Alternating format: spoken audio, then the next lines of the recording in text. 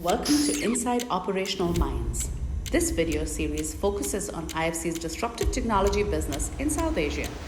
We have visited our portfolio companies in their offices and brought to you their stories. Stories that highlight how these businesses are creating new markets and delivering on impact metrics while generating strong financial returns.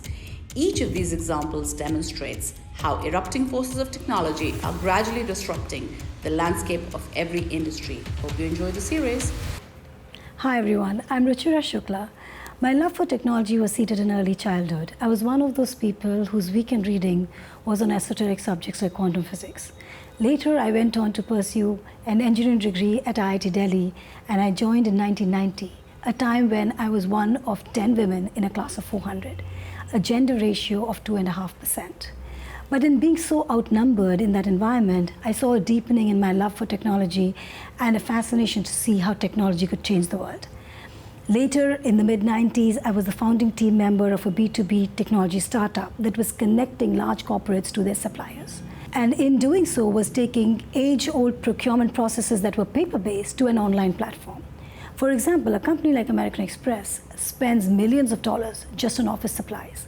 And this electronic platform allows them to see what they were spending on each product category, at what price point, with which vendor. That allowed them to negotiate much better for that category, and extending that across all categories of spend resulted in billions of dollars in annual savings. I saw right there the power of technology in taking raw data that would otherwise be buried away in files and converting that into actionable information.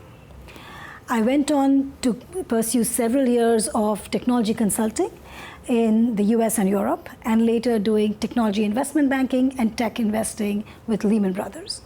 I joined IFC in 2012, and I joined to oversee the infra ventures business. But because of my deep tech background, I was soon doing technology, media, telecom, and I was leading investments in broadband services and data centers. But the Indian technology landscape was changing fast at the time with increasing internet connectivity.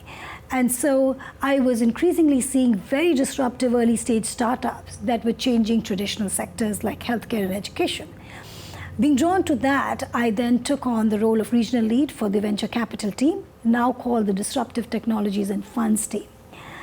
Back then, we had a portfolio of 4 companies focused on e-commerce and early stage health services.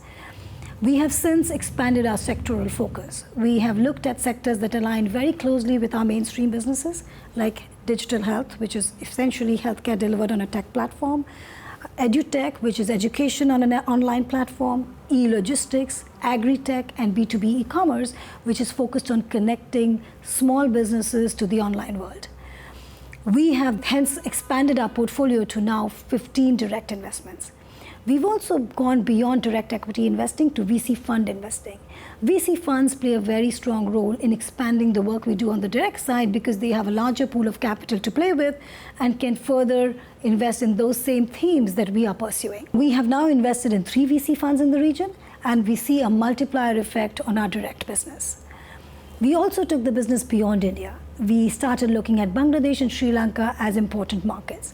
These are markets where IFC has a particularly strong role to play because they are seeing increasing internet connectivity, they are seeing increase in startups along the same lines as India, but are a few years behind. But a lot of global investors are apprehensive. They're apprehensive of the risks these markets represent.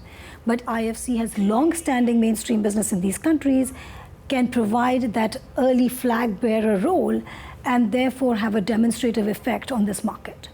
We spent a lot of time on the ground, working in close partnerships with the country offices, and looked at almost 50 businesses in each of these countries and identified the best leading businesses in each market.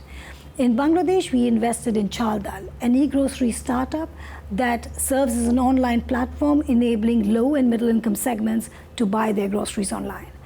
In Sri Lanka, we invested in a tuk-tuk-based ride-hailing platform that connects motor rickshaws and allows safe and cost-effective transportation. It serves more than 1 million customers a month, 40% of which are women, and hence providing safe transportation to that community. We saw right there the impact that these small markets could have But also, we saw how global investors took our lead and started looking at these markets because IFC was there. And our work in those markets demonstrated that tech entrepreneurship was viable, and VC as an asset class was a space they could invest in and hope for good returns. Overall, the region is very active. We look at almost 300 companies a year. We take about 20 to our investment committee and do 3 to 5 investments. This is still less than what we could potentially have done, because India alone has a very active startup ecosystem. 1,200 startups are created every year. It's the 3rd largest startup hub in the world.